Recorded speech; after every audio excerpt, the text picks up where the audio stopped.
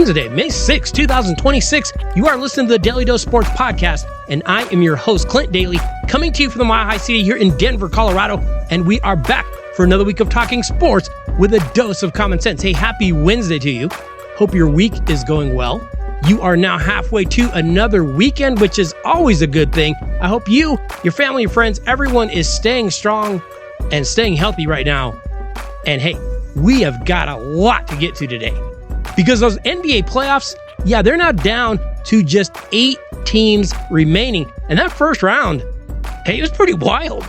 Over in the East, the number 1 Detroit Pistons, they had to go to a Game 7 to get past the number 8 seeded Orlando Magic. Not good if you're Detroit. Also, not good if you're the Magic because they fired their head coach when they lost that. I don't think they had any business winning that series, but they still fired their head coach. Detroit will now face the Cleveland Cavaliers, who also had to win a Game 7 over the pesky Toronto Raptors. Both of those teams, they've got to be exhausted now, and now they're going to try to beat up on each other. Meanwhile, the New York Knicks will be facing the Philadelphia 76ers. The Sixers actually knocked off my pick for the East to make the finals. I had picked the Boston Celtics, but the Sixers knocked them out in 7 games as Celtics superstar Jason Tatum had to sit out with that knee. And when he did, that series really kind of swung when he went out. Now, the Knicks will face the Sixers, and we will get to see Karl Anthony Towns and Joel Embiid battle for, I don't know, who wants it less or whatever. In the West, the Oklahoma City Thunder swept the Phoenix Suns pretty easily, and now they will be facing the Los Angeles Lakers, who beat the Houston Rockets. They started strong, struggled a little bit, but they finished off the Rockets. The Lakers had better bring it against the Thunder, though. This might be another sweep. I'm going to say Thunder in 5 here. I don't think the Lakers are going to match up that well. And then the San Antonio Spurs beat the Portland Trailblazers in 5 games. And of course, the Minnesota Timberwolves out-toughed my Denver Nuggets in 6 games. And you know the more depressing part about it? They did it with their junior varsity.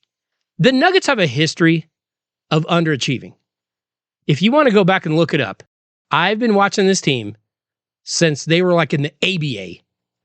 And in all but pretty much 2 years, they have underachieved. And this year, they got back to who they truly are, underachievers that never win anything. And here's the problem. They don't really have any moves that they can make to change their roster all that much. The contracts they have are staying on the books. I don't know how you get anyone to take it. So now we get the Timberwolves versus the Spurs. I think the Spurs get that one, but I think the Oklahoma City Thunder will eventually go on to the NBA Finals, and I think they'll win it. And if you have any doubt, just watch how they're officiated, and you'll agree with me. Today on The Dose, I know it is spring. The Kentucky Derby just ran. We may have had a horse get upside down a little bit. And like I said, those NBA playoffs are rolling. The NHL playoffs are rolling. But you know what? I know I shouldn't, but I already missed the NFL. Today, we're going to have an NFL-flavored Daily Dose. But first, I do want to talk a little bit about those other playoffs that are going on, because it isn't just the NBA that is down to their final 8 teams. The Stanley Cup playoffs are also now past the first round. And we have had some wild series playing out over in the world of hockey as well. Over in the East, the Buffalo Sabres, they're young, but they're really talented. And they outlasted the Boston Bruins in 6 games and advanced to where they're going to play another young and very talented team in the Montreal Canadiens, who had to go to a Game 7 where they shocked the veteran Tampa Bay Lightning by beating them, get this, 2-1 in a game in which Montreal put just 9 shots on goal. You put 9 shots on goal and 2 of them scored? That's not a great save percentage for who is a very good goalie in Andrei Vasilevsky. I mean, this guy is one of the best goalies ever, and he had 2 fluky goals get past him. It was just that kind of crazy series, though. The other series over the East will be the Carolina Hurricanes, who look like the top team over in that conference by a long shot. They swept their opening opponent, the Ottawa Senators, and they made it look easy. Now, Carolina will be facing the Philadelphia Flyers, and I don't think they're going to have much trouble with Philly. Meanwhile, in the Western Conference, my Colorado Avalanche swept the Los Angeles Kings. And no, the Kings aren't that talented, but Colorado did have to deal with some physicality, getting punched in the face a little bit. And now, Colorado is in a wild series with the Minnesota Wild, who knocked out the defending Western Conference champion Dallas Stars in a brutal series that went 6 games. I mean, this Avalanche Wild series, though, it's going to be insane. I mean, in game 1 alone, you had 15 goals by 14 different goal scorers, and the Avs scraped out a 9-6 win. Is this baseball? Or, I don't know if you're Cleveland football? I'm sure not every game will be like that, but this series is must-see TV, and that's not me being a homer. I'm just telling you, this is must-see TV. And then the final series in the West will feature the Las Vegas Golden Knights and the Anaheim Ducks, and I think this series is another one that could be very high-scoring because neither team really cares all that much about playing defense. So this could absolutely be a shootout. I know I say it every year, but I'm telling you, the Stanley Cup playoffs, they are like criminally underrated. And yes, the NHL has been stupid with the way they seed their playoffs, and I get that. But once the puck drops, tune in. You're going to be entertained. It is every bit as exciting as the NFL playoffs or March Madness. Every single shift is life or death. The NHL playoffs are really, really exciting. I encourage you to tune in. Hey, remember that you should be stopping by DailyDoseSports.com every week to see what new things we have going on over there. We have links to the podcast. We have links to new articles every week. In fact, we had an article go up this week about the Denver Nuggets and what a mess that they are. And remember, you can pick up some Daily Dose gear over there as well. We've got t-shirts, hoodies, sweatshirts, baseball caps. Got it all over at DailyDoseSports.com. So make sure you're stopping by. Also, remember, you can always email the podcast at DailyDoseSports@gmail.com. We do hear from listeners regularly. I'll always take the time to respond, and sometimes we might end up using what you send in on the show, so feel free to email the dose. So the NFL draft is now complete. NFL free agency is, well, mostly over. And now, the next real step for NFL teams is going to be training camps opening. However, as we get ready to go into the summer, I don't care what team you're a fan of, every single NFL team, they've got a few questions that they need to answer as they get into the season. And today, we are going to look at every single NFL team and what their biggest offseason question might be. Let's start off in the AFC East with the Buffalo Bills, who went 12-5 last year and made the playoffs as a wild card. But in a season where Patrick Mahomes, Joe Burrow, and Lamar Jackson all were eliminated, the Bills and quarterback Josh Allen, they still couldn't get any further than the divisional round as they were eliminated in dramatic fashion by the Denver Broncos. So the biggest question going into this next season will be, did the Bills get enough help for Josh Allen? Hey, the Bills went out and made a trade for wide receiver DJ Moore. Is he spectacular? No, but he's usually there, and he's usually pretty steady. They did also sign edge rusher Bradley Chubb. I don't know if that's that big.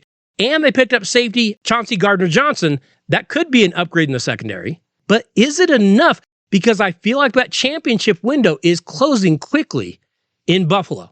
We move next to the Miami Dolphins, who after going 7-10, decided it was time to make some big changes. They fired head coach Mike McDaniel, and they hired Packers defensive coordinator Jeff Hafley. Also gone is quarterback Tua Tagovailoa, and the Dolphins signed Packers backup quarterback Malik Willis. Something about the Dolphins, they really got a big crush on the Packers. Not sure what that's about. So I guess the biggest question for the Dolphins is going to be this. Was Tua most of the problem in Miami? Because aside from swapping quarterbacks, I don't know that the Dolphins really did all that much with their roster. Maybe Hafley is the key. Maybe he can change something for this group and get them back on track. Next up, the New England Patriots looked like they were ahead of schedule last year. They went 14-3 and all the way to the Super Bowl. Sure, they lost to the Seattle Seahawks, but hey, the Patriots won a lot of games last year. That's the good news. Here's the bad news. The Patriots played the 30th ranked schedule in terms of strength, and in the playoffs, they face CJ Stroud, a broken Chargers team, and a backup quarterback in Denver. Well, this year the schedule won't be nearly as easy. So the question for the Patriots, for me, is, was quarterback Drake May a fluke? Because in the postseason, he didn't look so good. He threw just 6 touchdowns to 4 interceptions, and really the Patriots just capitalized on soft competition. Now, maybe May was injured. I'm not sure. But we're going to find out this year because the Patriots' schedule will jump up another level. We finish up the AFC East with the New York Jets, who seem to just keep getting worse every single year. The Jets went 3-14 last year, and the bad news was that once again, they seem to go backward. Hey, we know the Jets' offense is always terrible, but last year, the defense was bad too. But remember last year, the Jets had hired former Detroit Lions defensive coordinator Aaron Glenn to be their head coach, yet they somehow got worse. So I think the question for the Jets is, can Aaron Glenn improve the interior of that defense? Because that defensive front had some talent. So how in the world did the Jets give up more than 500 points last year? The Jets had better show some improvement, or Aaron Glenn's going to be in big trouble. We move next to the NFC East, and we start with the Dallas Cowboys, who once again underachieved last year. The Cowboys were 7-9-1, and while yes, they scored nearly 28 points per game, they allowed over 30 points per game and more than 6 yards per play in head coach Brian Schottenheimer's first season on the job. So here's the question. Can Brian Schottenheimer coach defense? Because remember, Mike McCarthy actually had shown some improvement on the defensive side when he was there, but last year, that defense collapsed under Schottenheimer, and the Cowboys floundered. It better improve this year. The New York Giants were showing some promise last year as well. They beat both the Chargers and the Eagles early on, but then injuries took place, and the Giants' season went south real fast. They finished 4-13. But I mean, when the Giants had quarterback Jackson Dart and running back Cam Scatterbo healthy, they were at least fun to watch. So here's my question. Can Dart and Scatterbo actually stay healthy? It isn't just the luck of a draw with these two. They need to show the ability, the mental ability, to avoid dumb, silly collisions that aren't needed. Hey, I realize they're both tough guys. I get it. You can't win games from the training room. Can the Giants' key players stay on the field? We move next to the Philadelphia Eagles, who were again solid last year. They won the NFC East with an 11-6 record. But then they kind of came unraveled in the playoffs, and they lost to the San Francisco 49ers in the wildcard game. Look, I know there are people that say quarterback Jalen Hurts is a problem. And of course, we saw last year, wide receiver A.J. Brown was a problem. But here's my question for the Eagles. I don't think that stuff matters. Can the offensive line become a strength again? Because no, Jalen Hurts isn't the guy you want throwing the ball 40, 50 times. You want that offensive line to dominate up front. You run the ball, you eat clock, you do the tush push, you grind out first downs. If the Eagles get back to that, yeah, they're going to be a contender again. If not, it's going to be real similar to last year. We finish off the NFC East with the Washington Commanders, who showed a few flashes of improvement, but then quarterback Jaden McDaniels went down with an injury, and the season went with him. The Commanders actually lost 8 games in a row at one point. They finished 5-12. Well, what I want to watch this year is, are the Commanders going to give Jaden McDaniels some support? Because in just 7 games, he was sacked 18 times, and the Commanders need some more help offensively. Wide receiver Deebo Samuel, he's getting older. Terry McLaurin is phenomenal, but you need someone else. You need that defense to get back to creating some turnovers. McDaniels needs help. He can't do it on his own. Next, let's move to the AFC North, and we will start with the Baltimore Ravens, who just might have been the biggest disappointment in the entire NFL last year. They went 8-9 and missed the postseason for the first time since 2021. Then, the Ravens fired longtime head coach John Harbaugh. They have now hired Chargers defensive coordinator Jesse Minter. Hey, Harbaugh had been in Baltimore since 2008. That's a big move. So I've got to ask, can the Ravens shakeup pay off? Because here's the thing. You hope to get better. What if you get worse? Hey, it's possible. I don't think it's probable. I think they'll be okay. But what if Baltimore actually regresses now? we'll keep an eye on that. We move next to the Cincinnati Bengals, who just keep doing the same thing again and again and again and hoping for different results. Last year, the Bengals finished 6-11. Why? Their defense isn't very good, and quarterback Joe Burrow gets hit too many times, and he misses half the season with injuries. And it happened again. Well, this year, the Bengals have already lost defensive tackle Trey Hendrickson to Baltimore, so they went and traded for Dexter Lawrence from the Giants to help out that defensive front. But as usual, this comes back to one question. Can the Bengals protect Joe Burrow? Now, they did make a few moves on that offensive line, but then they also signed Joe Flacco to back up Burrow, which tells me they're just planning on him getting hurt again. We go next to the land of Cleve, where the Cleveland Browns were terrible again. They went just 5-12 last year.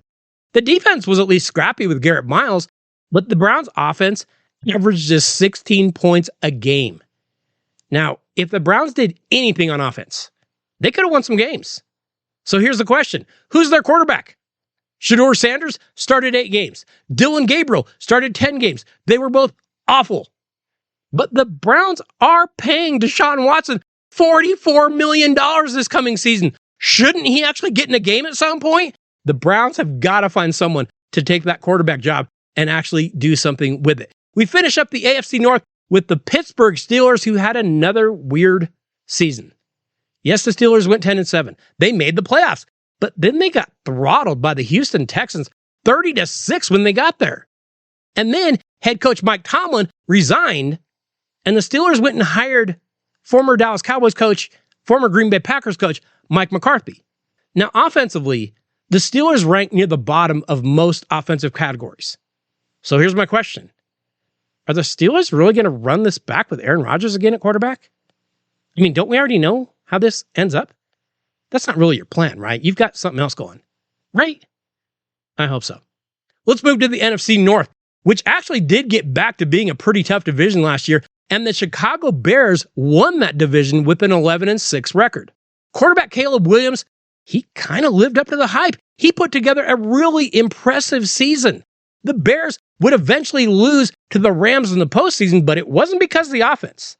No, the problem for the Bears was that their defense gave up 24 points per game. So here's what I want to watch in Chicago this year. Can the Bears find a pass rush? The Bears defense had just 35 sacks all year. They ranked 22nd overall. They need some defense if they're going to build on that success from a year ago. The Detroit Lions took a big step backward this past season. After going 15-2 in 2024, the Lions lost both their offensive and defensive coordinators, and they crashed back to earth this last year. They went just 9-8 and missed the playoffs. The defense wasn't great. They gave up 24 points a game. But we kind of expect that, don't we? Now, the problem was that the offense wasn't nearly as explosive. After averaging 33 points a game in 2024, they scored just 28 points a game this past year. So the question is, can that offense get back? Hey, Jared Goff has a lot of weapons, but they didn't score as many points last year. Teams found a way to shut them down.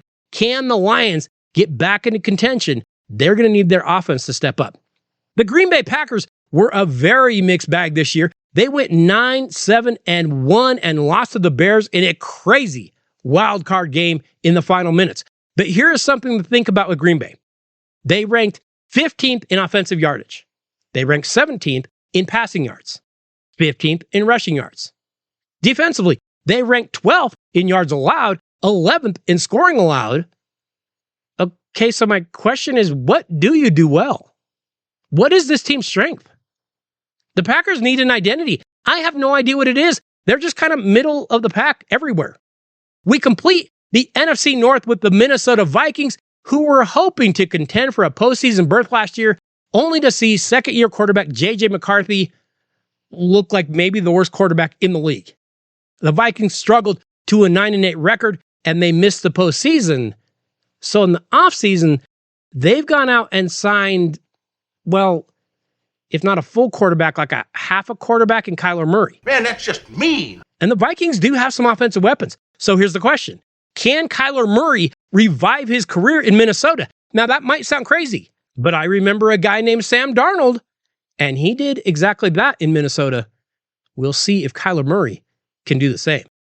Let's go to the AFC South, where the Houston Texans had a solid 12-5 record. They won a playoff game against the Steelers, and then they got thumped by the New England Patriots. But for the Texans, our question is easy.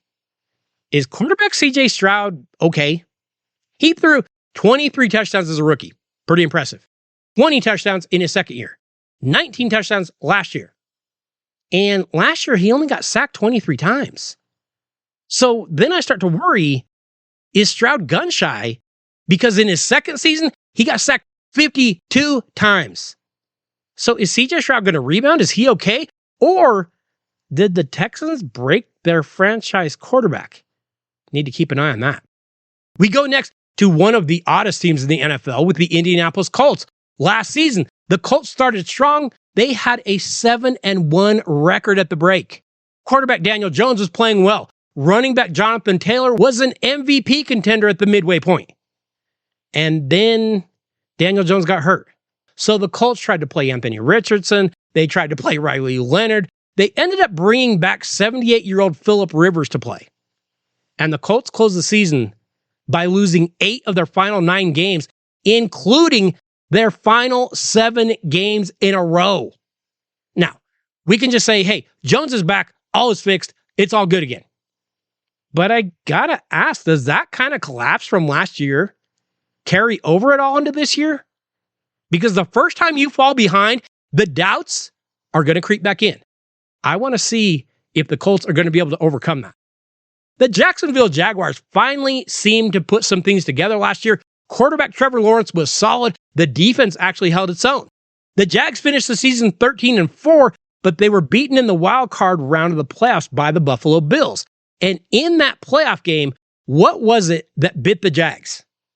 Mostly their inability to rush the passer. They sacked Josh Allen just one time. He threw for nearly 300 yards, and that wasn't just a one-time thing. The Jacksonville Jaguars had just 32 sacks on the entire season. So can the Jags find a pass rush? Because it's going to be very hard to win big games if they can't. Let's finish up the AFC South with the Tennessee Titans, who had a rough year, going just 3-14. But hey, this is a young team. They're rebuilding. And rookie quarterback Cam Ward, he showed some flashes of eventually maybe being a bona fide starter in this league. However, he also had some flashes that left everyone in the building wondering what in the world he was doing. So my question for the Titans is, can Cam Ward mature as a quarterback? Can he start to eliminate those silly plays and start to look more like an NFL starter? Let's go next to the NFC South, and we start with the Atlanta Falcons, who seem to just be stuck in being mediocre. They haven't won more than 8 games since 2017. And after going 8-9 yet again last year, they fired head coach Raheem Morris, and they hired former Cleveland Browns head coach Kevin Stefanski to see if he can get this offense going. Now, this offense is going to have both Michael Penix and Tua Tagovailoa as their quarterbacks. Not so sure about that. And Stefanski is just 45-56 in his career as a head coach. So my question for the Falcons, is Kevin Stefanski actually the answer? Because this seems like a really big task for him to shore up. I'm not sure about the Atlanta Falcons. The Carolina Panthers won the NFC South last year, mostly by default, but it still happened. And I'm not positive that was actually good news. The Panthers went 8-9. They made the playoffs. They lost to the Rams in what ended up actually being kind of a tight wildcard game. But here's where it gets dicey. The Panthers picked up the 5th-year option on quarterback Bryce Young. And I mean, he did play well at times. Well, they say they want to get him signed to a long-term deal. You know, like the Cardinals did with Kyler, like the Dolphins did with Tua. So my question is, are the Panthers going to end up regretting picking up his player option? Because they might. The New Orleans Saints are in rebuild mode and finished the season 6-11 last year. That was actually better than I expected. And you know, the Saints actually think they might have found their future quarterback in Tyler Shuck. The Saints have got to improve in their running game. They need to take the pressure off of both their quarterback and their defense if they could do that. Speaking of their defense, our question for New Orleans does pertain to that defense, and it is, Can the Saints continue to get production from aging stars Cameron Jordan and Demario Davis? Because your offense, it's probably not going to bail you out very often. So your defense is going to have to carry the load. And you need those two veterans to continue to play at a high level. And they're getting up there in age. We finish off with the Tampa Bay Buccaneers, who, yes, also went 8-9 in this terrible division and missed the playoffs. And you know what? I'm not sure that quarterback Baker Mayfield can truly be a Super Bowl contending kind of quarterback. But I know this. The Buccaneers defense allowed more than 24 points per game in every game. That is the worst in this terrible division. And that's really saying something. So the question here is easy. Can this Tampa defense get better? Because if you think Baker Mayfield is just going to outscore people every week, you're going to be in for a bad time. You're going to have a bad time. We reach the final division in the AFC, and that is in the West. And we start with my Denver Broncos, who went 14-3 last year. They went all the way to the AFC Championship, but then they lost quarterback Bo Nix in the divisional round to an ankle injury, and backup Jarrett Stidham was not ready for prime time. The Broncos lost to the Patriots. But you know, the Broncos won 11 one-score games last year. And I'll be honest, some of them were a little dicey. So my question for my hometown team is, were the Broncos just lucky last year? Or have they assembled enough talent to keep things rolling this year? Because those one-score games, they usually tend to even out over time. Denver has got to be better this year than they were last year. The Kansas City Chiefs are coming off of their worst season since 2014. They went 6-11 and missed the postseason. Quarterback Patrick Mahomes blew his knee in week 15, and the season quickly went down the drain. Well, the Chiefs have brought back offensive coordinator Eric Bieniemy in hopes of revving that stagnant offense back to life. But here's my question for KC. Are the Chiefs still truly a contender? Because remember, tight end Travis Kelce is another year older. We don't know when Patrick Mahomes will be back. Can the defense keep rolling the way they have been? Because they've lost a few people now. Are the Chiefs still a contender? We're going to find out. The Las Vegas Raiders finished the season with the worst record in the league last year at 3-14, and they got the number 1 draft pick where they took Indiana quarterback Fernando Mendoza. Now, the Raiders still need some more pieces, but they are slowly rebuilding that offense. Here's my question, and it's actually on the other side of the ball. What do the Raiders do with Max Crosby? Because remember, the Raiders had agreed to trade him to Baltimore, and then Baltimore backed out of the deal. Okay, so Max is back. But does he want to be there? I mean, is all just forgotten? Does he continue to play like he used to, knowing that team wanted to get rid of him? Or do the Raiders eventually try to still move him? Going to be interesting to watch because there have to be some real weird feelings in that locker room. Final team in the AFC West is the Los Angeles Chargers, who might be the most snake-bit team in the league. It's close. Last year was just further proof. The Chargers went 11-6. They made the playoffs, but they had so many injuries. They just couldn't compete when they got there. Starting offensive lineman Joe Alt got hurt. Rashawn Slater got hurt. And so they had to put backups in the lineup, and quarterback Justin Herbert took a beating. He got sacked 54 times last year. Well, this year I want to look at, can the Chargers offensive line return to form with those guys back in the lineup? Because if Herbert's getting hit that often, yeah, he ain't going to make it again. So we finish up in the final division of the NFL on our list today, and that is the NFC West, and we start with the Arizona Cardinals, who also went 3-14 last year and gave up on both quarterback Kyler Murray and head coach Jonathan Gannon. Rams offensive coordinator Mike LaFleur is now the new coach, and it looks like maybe Jacoby Brissett is going to be the starting quarterback. Brissett has a couple of weapons in tight end Chase McBride and now rookie running back Jeremiah Love, but that defense in Arizona is terrible. We know that. So can the Cards get anything out of Jacoby Brissett? Because if he's bad, yeah, this season's going to be another disaster. Maybe that's what the Cardinals want. Maybe they just want a disaster, and then next year they'll try to find someone in the draft. I don't know. Next up, did you know that currently the Los Angeles Rams have the best odds of making it to the Super Bowl this year? It's kind of impressive. The Rams went 12-5 last year. They gave the eventual champs, the Seattle Seahawks, their toughest test of the playoffs. The Rams have veteran quarterback Matt Stafford. They have physical wide receiver Puka Nacua. They have a very scrappy defense. Hey, another offensive weapon on this team? Yeah, the Rams might be the Super Bowl favorite. So the Rams went out in the NFL draft and used their number 13 pick on a quarterback to sit at Matt Stafford's knee, apparently. I don't get it. Here's my question. Could that draft pick carry some bad feelings in that locker room? Does the Ty Simpson pick have any lasting effects? Because I honestly, I think it might. The Seattle Seahawks went 14-3 and, of course, won Super Bowl 60 behind quarterback Sam Darnold, a two-headed running game, and a very opportunistic defense. Now, the Seahawks did lose Super Bowl MVP running back Kenneth Walker in free agency, but they lost someone else that might be even more concerning. Because offensive coordinator Clint Kubiak, he's now in Vegas coaching the Raiders. What is that offense going to look like without Kenneth Walker and without Kubiak? Might be very, very different. Our final team in the NFL is the San Francisco 49ers, another team that had a rough season from a standpoint of injuries. The Niners went 12-5. They actually won a playoff game against the Eagles and then got blasted by the Seahawks 41-6. But like I said, this team had so many injuries. It's actually pretty amazing they even made it that far. Nick Bosa, George Kittle, Fred Warner, Brock Purdy, Ricky Pearsall, they all missed significant time. So my question for the 49ers is simple. What will this team even look like when everyone is back on the field, especially defensively? Because they did lose a lot of key contributors.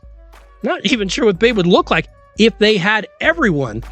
But I'll be interested to see when they get everyone back, and can they keep everyone on the field? Yes, I realize the NFL season is a long ways off, but now most of the offseason fireworks have settled, and we kind of have a better idea of what to look for as training camps are going to begin. And they're going to begin in just a few weeks. It won't be long at all until we're in the summer and we're seeing training camps begin to open. Hey, next week on The Dose, we are going to have something a little bit different for you, but I think you will genuinely enjoy it. So be sure you check out The Dose and be sure you let a friend know to do the same. Hey, I want to say thank you to each and every one of you for listening to the Daly Dose every week. Thank you for the emails. Thank you for the texts. Thank you for the tweets. But more than anything, thank you for sharing the show, for sharing the videos, and for sharing the articles with someone that you know. We absolutely love it when you do that. Have to say thank you to JSP. Could not do any of this without you. I will see you all next Wednesday. Have a great week, everybody.